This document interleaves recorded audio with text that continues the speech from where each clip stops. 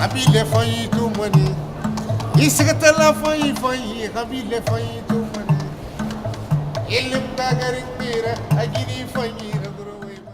Hello, I'm Melissa Ilboudo. I'm a student in international development. I was part of Burkina Faso delegation at the Climate Change Summit in Copenhagen. Going back for my development work experience, I was also researching for my dissertation. So I contacted the focal point of climate change in Burkina Faso for a dissertation for my interview. And they were preparing the first summit of the African position in Burkina Faso. And then I said, okay, is that possible to be involved as a student? I was just joking. And he actually took it seriously and said, anyway, you have been doing quite a lot related to climate change and environment issues, and I will be happy to have you in the delegation. The Danish philosopher Søren Kierkegaard wrote the following. In a theater it happened that a fire started off stage. The clown came in to tell the audience. They thought it was a joke and applauded. He told them again, and they became still more hilarious. This is the way, I suppose, that the world will be destroyed amid the universal hilarity of wits and wacks who think it is all a joke. This was more than 150 years ago. Now, is the world still laughing? First of all, I was there to support my delegation, but mainly my role was to share experiences of adaptation in Burkina Faso. And I was given a 15-minute presentation at Burkina Faso side event. So I'm not going to go into detail. Mr. Sawadugo gave the impacts of climate change in Burkina Faso, and we all know that it's real.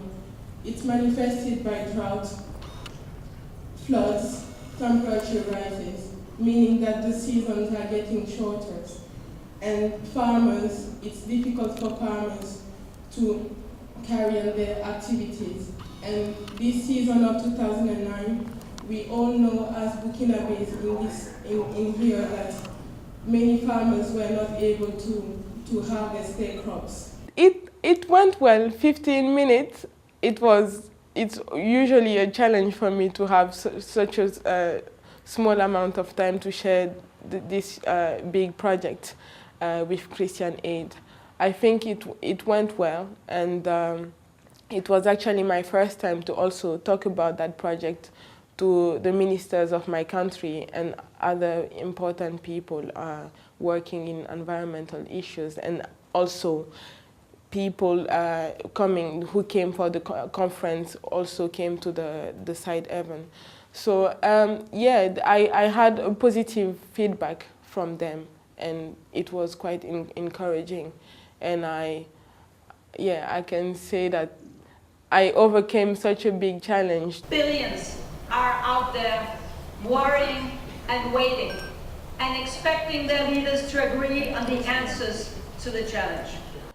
As a student, this is an amazing experience to have, and I was so curious to see how the negotiation at the United Nations happens, and that was definitely the best place to be to see how it's working. The African group, there was quite a lot of working out and strong positions against what was happening in Copenhagen. Climate change is an issue of security both locally and internationally. We are all in it together.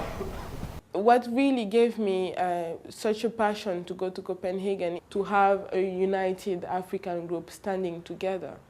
On one hand, we were united, but on the other hand, that union sort of was broken down. All scientific prognoses show that the continent of Africa will be severely hit if we do not act now. Sir, do you think that Africa is getting a raw deal in these talks, that Africa is being neglected? I've learned quite a lot, many, and it was also an opportunity, such a big opportunity to see so many head of states. So anyone in particular? Yes, Obama.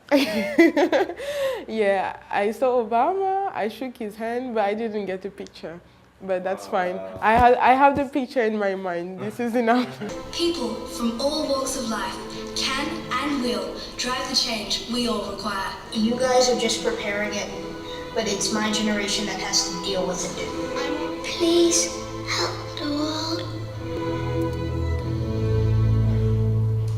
We were hoping to get a legally binding commitment, but we didn't get to that commitment. So let's walk those last big steps. Let's get it done. It was frustrating.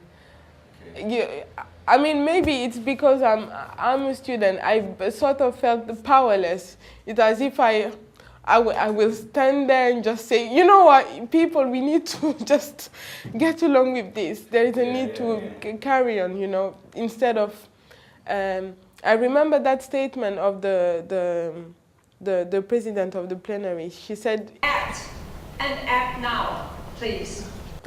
It didn't happen, but let's say that let's take it forward instead of, you know, I'm optimistic. There is no need to just being